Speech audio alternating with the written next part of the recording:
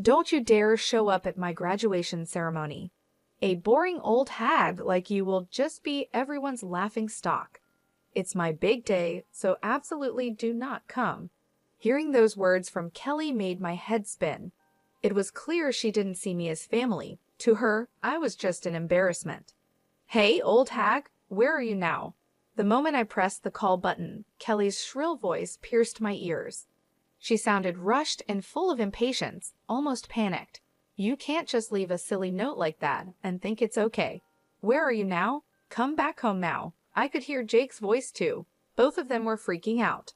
"My name is Lisa. I'm a 41-year-old housewife. I've been juggling a part-time job at the local real estate office while raising my daughter Kelly and doing housework for over a decade. I married my husband, Jake, 13 years ago. Jake had a daughter, Kelly, from his previous wife. I met Jake at my old workplace, a construction company, where he was there for business. Our company was tough on clients, but Jake, always smiling and cheerful, made a good impression on me. I recommended his products to my company, wanting to be helpful. As a result, his company was chosen. That connection led us to go out for meals several times, and we got deeply involved. He proposed, and I happily accepted, quitting my job to prepare for the wedding. Just before the wedding, Jake revealed that he was living alone with his 5-year-old daughter. At first, I thought it was a lie. It was hard to believe, but it was true. I met Kelly a week before the ceremony. She was maybe shy, hiding behind Jake, and wouldn't come out in front of me. That's when I decided I would live with them for Kelly's sake. I wanted to raise her into a fine adult. I planned to take care of Kelly properly, especially until she graduated from high school. I'm not sure why I felt this way, but her anxious eyes peeking out from behind Jake were unforgettable. I made up my mind and decided to marry Jake. It was my first marriage, and my family was against it. My father was furious and said, "They're mocking you." But I went against my parents' wishes and married Jake. If I had listened to my parents, I might have avoided the trouble that was about to start. 13 years have passed since that marriage. Kelly has turned 17 and is supposed to graduate from high school this year. It should be a joyful occasion, but I couldn't feel genuinely happy. The thought, "I'll make her a fine adult," crossed my mind when I decided to marry Jake. "Hey, old hag, where's my t-shirt? Where did you put it? You didn't steal it, did you?" 3 years after we started living together, Kelly began calling me old hag. At first, she was kind and gradually got used to me, but one day she started calling me old, and her attitude became rough. I pulled the t-shirt out from the folded laundry and handed it to Kelly. "Why did you wash it? What if it shrinks? It should have been dry cleaned. You know, you're really clueless, seriously so dumb." I had hand-washed and air-dried the t-shirt because I thought the fabric would get damaged at the cleaners, but I couldn't say that to Kelly. All I could reply was, "I'm sorry." Kelly snatched it from my hand as if she was grabbing it and said, "Really, you're useless," and left with those parting words. Her words were sharp and pierced my heart. I couldn't argue back, so I just apologized. I didn't understand why Kelly had become so rough towards me. At first, I thought she was teased about her father's remarriage, but it seemed that wasn't the case. Around that time, Jake's attitude began to change. He used to smile all the time when he was working, but recently he had stopped showing his smile at home and had become grumpy. He had started calling me "hey" and "you." As Jake's attitude changed, so did Kelly's towards me. I thought there might be something lacking in me, so I made sure not to slack off in household chores and watched over Kelly carefully. I wanted Kelly to grow up to be a respectable adult, but instead, her attitude got worse every day. She called me old hag all the time, and I never heard a thank you from her anymore. It was strange because at parent-teacher conferences, her behavior in class was normal, with no signs of roughness. Jake also talked normally with her and sometimes even smiled. This terrible attitude was only directed at me, which hurt my heart even more. I couldn't talk to Jake about it because he had become distant and completely different from before. I had no one to talk to and felt very alone. Living with a heavy and dark weight on my heart, I was becoming isolated in my own home. Since middle school, Kelly had stopped telling me about school, and Jake attended the events. I had to learn about school events from neighbors. Jake and Kelly seemed to get along well, often going out together. I wanted to be treated as family by them too, and had hoped we could live together happily. It was unbearably painful that it wasn't happening, and Jake's attitude was getting worse. "There's dust on the stairs. Clean it up. You're a stay-at-home wife, aren't you? We're running out of toilet paper. Are you even cleaning the bathroom? You really are so clumsy." These were the kinds of things Jake frequently said to me. When we first got married, we each had our roles in household chores. Jake used to do housework while living with Kelly. At first, he was happy that we could share the chores. Now, I'm doing all the household chores. Jake once said that it's ridiculous for a stay-at-home wife to do all the housework. Kelly was an easy child to raise, but somehow that made me feel worse. When I tried to discuss it with Jake, he dismissed it with, "You're not trying hard enough." In the end, it seemed like everything was my fault. The more I tried to talk to Jake, the more a heavy fog clouded my heart. He would nitpick my every small mistake in housework relentlessly. "Can't you even clean properly? Haven't you learned anything all these years? Do you lack learning ability?" Jake looked down on me with disdain. All I could do was apologize. "I'm sorry. I'll try my hardest. Please forgive me." Jake sighed heavily, clearly exasperated. "Even if you try your hardest, you won't be able to do it. That's why you get scolded. Always saying you'll do it, but you've never managed it, have you?" His words continued to chip away at my heart. As time passed, my heart grew weary, and Kelly turned 18. I was curious about Kelly's future plans, but she wouldn't tell me, and Jake wouldn't talk to me about it either. By this time, I had stopped talking to Jake and Kelly unless absolutely necessary. I overheard Kelly and Jake discussing her plans after graduation.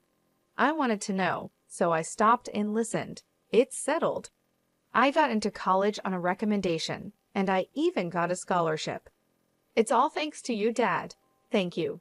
I could hear Kelly's happy voice. She would never speak to me in such a tone. "Good for you. It's the result of your efforts."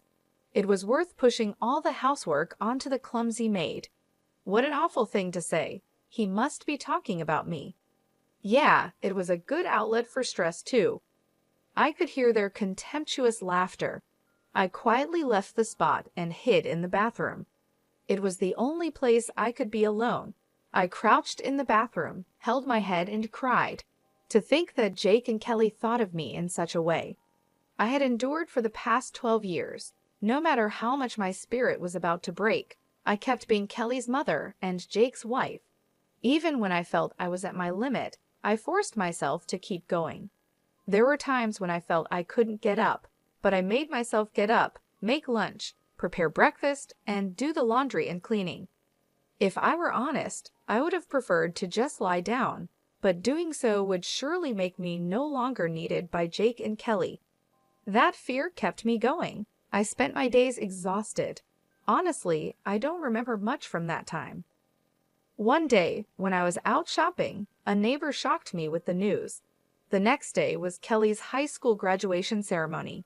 I couldn't admit I didn't know, so I just smiled vaguely and left. As soon as I got home, I collapsed onto the sofa. I had always thought of making Kelly a respectable adult.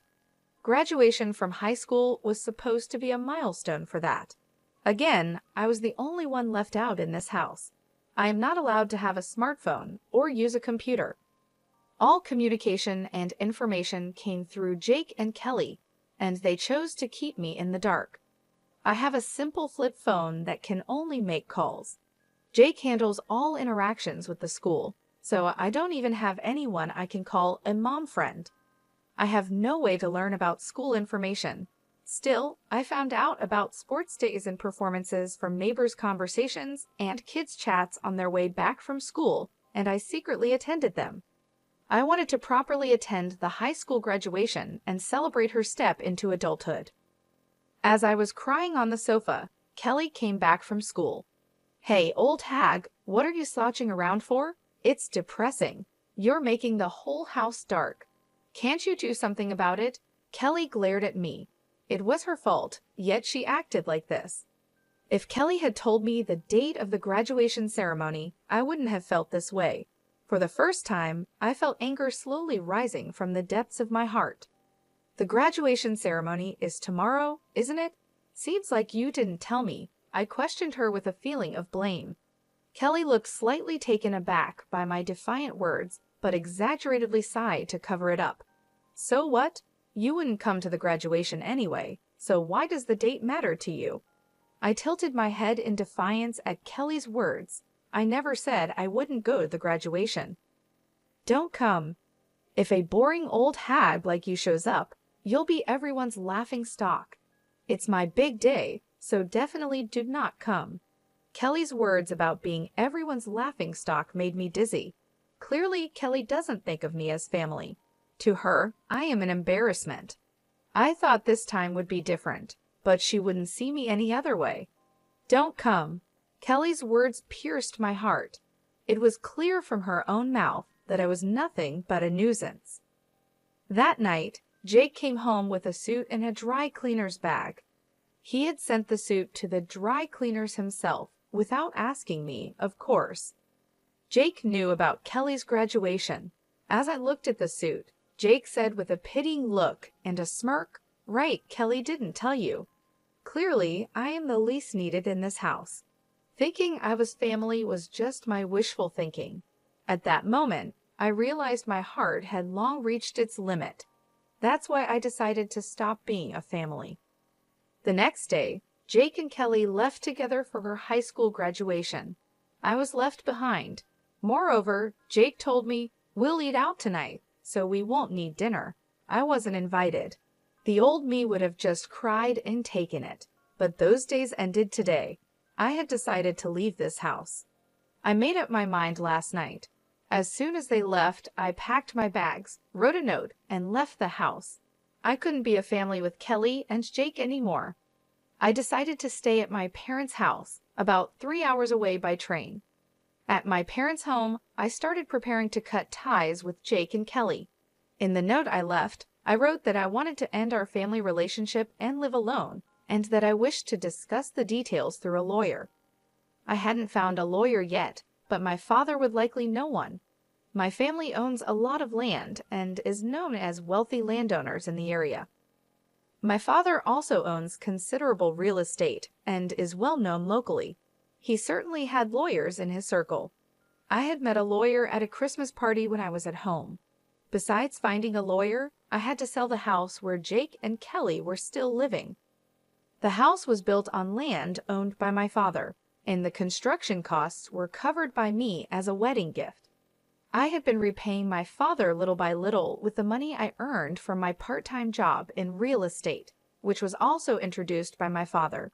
Essentially, the house, both the building and the land, are owned by my father. They are in his name officially. At the time, Jake probably thought the house was a gift since he never asked about the ownership. He was likely too afraid to upset my father and lose the house. Jake is quite the coward. He is aggressively assertive toward those he perceives as beneath him, but to those above him, he is subservient and ingratiating. I explained everything that had happened to my father. As I spoke, tears flowed uncontrollably. I had to stop several times due to my sobbing, but my father listened until the end. There were tears in his eyes too. What comforted me was that my father didn't criticize the decisions I had made back then. In the end, he simply said, "You've had a hard time." Afterwards, my father made calls, and soon lawyers and real estate management people came to the house. Everything happened very quickly after that. It was decided that the house would be demolished, and the demolition was set for 2 weeks later. In the note I left, I wrote, "Please leave within a week." My father sarcastically remarked, "That's quite generous of you." For me, it was just about avoiding later complaints. The week passed as I consulted with the lawyer about the divorce. I also told my mother about the divorce, and we cried together. I can't forget the look on her face, furious, like a demon. I also talked with my father about what would come next. Above all, I needed to set up a new foundation for my life. It took courage to talk to my parents, and it was hard, but once I did, my heart felt lighter, and I slept soundly for the first time in 12 years. A week passed peacefully at my parents' home. Then my cell phone rang. As expected, it was Kelly. Honestly, I didn't want to talk anymore. Remembering how Kelly had treated me all this time, a dark feeling spread through my heart. I decided to ignore the call, but the calls didn't stop. Jake also started calling repeatedly. They were probably calling about the note I left, and maybe the demolition crew had also contacted them. For 12 years, Jake and Kelly had called me old hag and treated me like a servant. The way they treated me was not how family should treat each other. The thought of dealing with them again made my skin crawl, but leaving things as they were wasn't right either. I couldn't move forward without settling the past. If I ran away now and left things unfinished, I wouldn't feel at peace. After the way they treated me, it was time for Jake and Kelly to face the consequences. I braced myself and answered the phone. "Hey, old hag, where are you now?" As soon as I pressed the call button, Kelly's shrill voice pierced my ears. Her tone was rushed, full of impatience and panic. "Leaving a ridiculous note like that, you think that's forgivable? Where are you now? Come back right now." I could hear Jake's voice as well. Both of them were in a complete panic. I imagined Kelly coming home from graduation, finding that this servant-like woman who used to relieve their stress was gone. Moreover, there was a note saying divorce and leave the house. Even Kelly would panic in such a situation, especially on the day of her graduation ceremony. I couldn't help but let out a chuckle at how flustered Kelly was. Who is this?" Kelly seemed surprised by my response and stumbled over her words. I hung up the phone. Afterwards, I called the real estate management company to check when the demolition was starting. It was scheduled for tomorrow as planned, and Jake had already been notified. I asked to postpone the demolition to the day after tomorrow and requested that Jake be informed of the one-day delay. The one-day reprieve was granted. Jake would probably come here then. I was ready to deliver a heavy blow to Jake and Kelly. There were dozens of calls from them, but I ignored them all. The next day, around noon, I heard the doorbell and knocking. It must be Jake and Kelly. They probably wanted to come earlier, but the poor train connections made it take a long time. Jake and Kelly were panting heavily, looking really anxious. I had arranged for my parents to stay out of sight, so it looked like I was the only one home. I showed Jake and Kelly into the living room. Jake entered the house hesitantly, intimidated by my father, who is a wealthy and well-known figure in town with a commanding presence. Jake probably sees himself as beneath my father. On the other hand, Kelly wasn't intimidated at all. She seemed determined to confront me and take me back. Kelly slumped into a chair in the living room, crossing her legs and arms, silently motioning for me to sit opposite her. I prepared tea slowly and calmly before sitting across from her. Growing impatient, Kelly started to speak. "What the heck is all this about?" Jake, who was sitting next to me, placed the note I had left on the table. I just stared silently into Kelly's eyes without any reaction. Kelly looked away first, trying to shake off the awkwardness with a laugh. "What was with that 'who is this' yesterday? That was some pretty bad acting."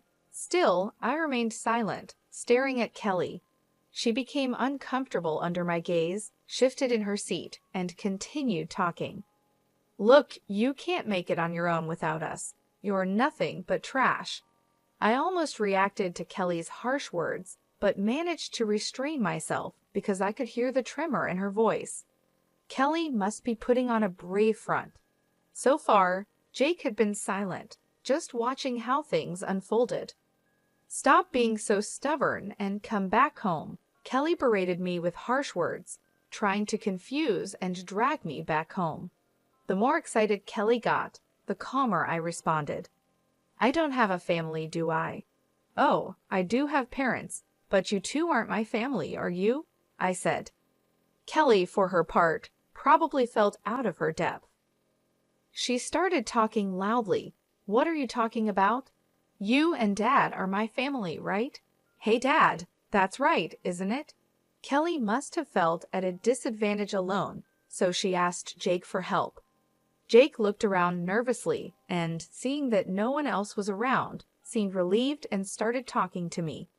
"That's right, you can't live without us, just like Kelly says, so you're coming back." Jake began to act all high and mighty when he saw my parents weren't around. Looking back, I realized what a cowardly man he is. "As I said before, I have no family," I answered firmly. "No matter what Jake and Kelly say, I'll keep treating them as strangers. Jake and Kelly are not my family. If they were, they wouldn't treat me like a slave.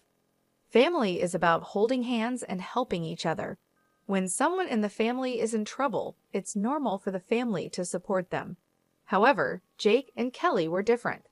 They've been treating me as a servant and an outlet for stress for over 12 years. Jake and Kelly insist that this is normal. They're unaware of how terrible and wrong it is. They've been oppressing me unconsciously. I'm amazed I've put up with it for 12 years. I'm impressed with myself. It all started when I saw Kelly peeking from behind Jake. I was bound by my own words to raise Kelly into a fine adult. Because of these words, I've been desperately serving Jake and Kelly. That's why I endured until her high school graduation. I had decided that when Kelly graduated from high school and was ready to leave, it would be time to draw the line. I had a faint hope that Jake and Kelly would change their attitude towards me by then, and we could be a family.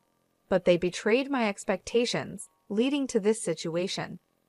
Everything was decided by their attitude the day before the graduation ceremony. So I'm facing them with the appropriate attitude now.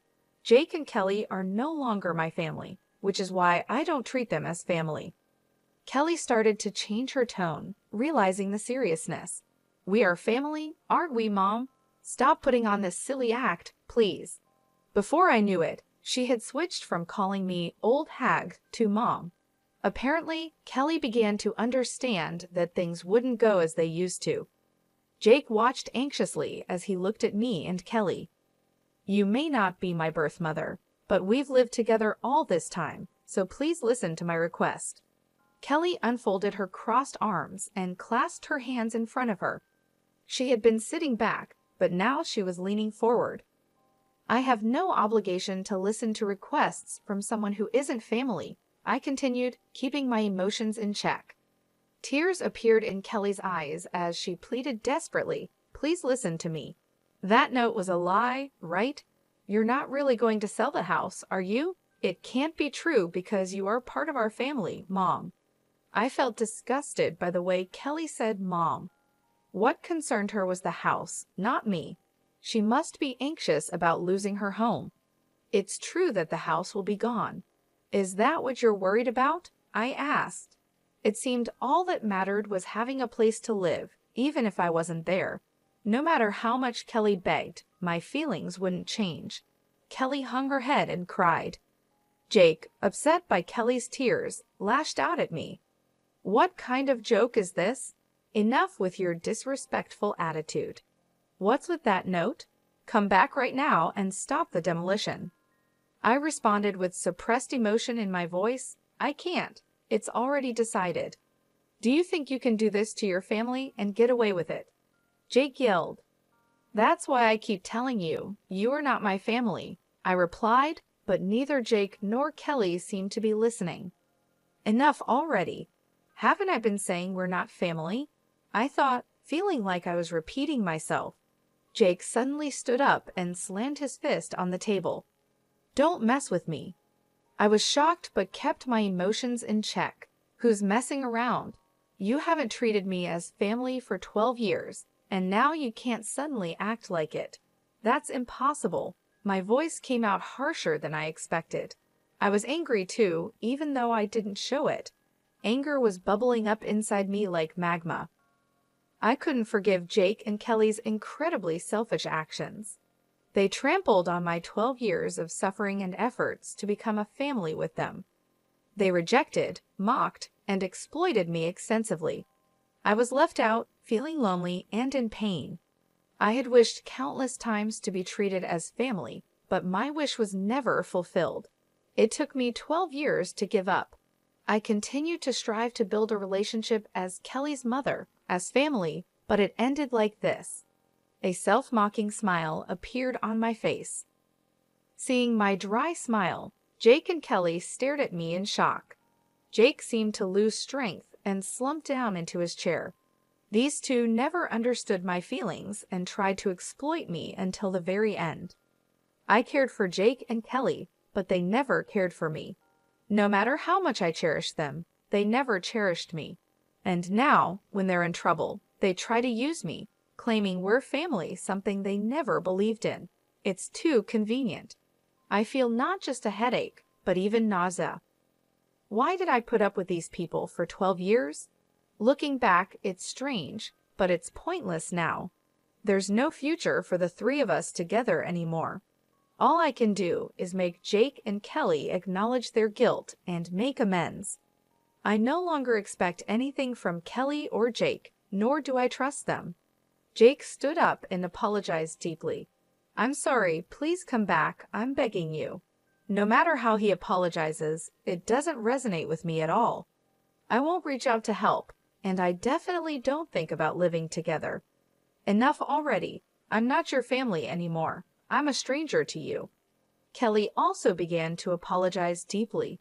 I'm sorry, please forgive me. We're family, so I want to go back home together. I'm appalled by her selfish way of speaking. After treating me like a stranger for 12 years, now what? Come back because we're family? Did she think I'd be okay with that? That's too naive. No way. It seemed I could no longer keep my composure. Words I would never have said before came out of my mouth. I don't want to hear your excuses. I can't trust any words anymore. I definitely can't think of us as a family ever again. Then I placed a single piece of paper in front of Jake. It was a divorce form. Of course, I had already signed it. Hurry up and sign the divorce form. I'll file it myself. Write it here right now. Jake shook his head vigorously, then showed me a smile. Think it over, okay. I was shocked at how bad Jake was at the end of our life together. He really is a small-minded man. I had always misunderstood Jake's ingratiating smile. The smile he showed when we first met was a sleazy expression of sizing someone up. I mistook it for the smile of a kind person. Thinking about it now still makes me angry. I stood up and called for my parents in the back. My parents then entered the living room. Jake's mouth hung open, as if his jaw had dropped. Ah, father-in-law, he stammered. My father glared sharply at Jake, and my mother also looked stern. Just being glared at made Jake shrink and cower. I'm very sorry. Jake started apologizing deeply and forced Kelly to do the same. I've troubled you because of Lisa's misconduct. I thought I heard wrong. My misconduct? Was Jake still trying to evade responsibility? My father's eyebrow twitched, but he remained silent. Lisa, well, she left home on her own, so I was just trying to persuade her to come back, right, Kelly? Jake urged Kelly to agree with his ridiculous story. Lisa's misconduct.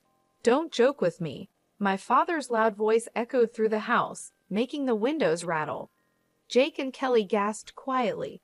My father stood in front of Jake, meeting his gaze. How can you say Lisa was being selfish? You only think of yourself. You really are a petty man. Then he turned to Kelly. You've done some terrible things too, Kelly. What did you think of Lisa? You did it again. My father's loud voice reverberated throughout the room. Kelly must have been really scared. Her body was trembling. My father stood towering over them with a stern look.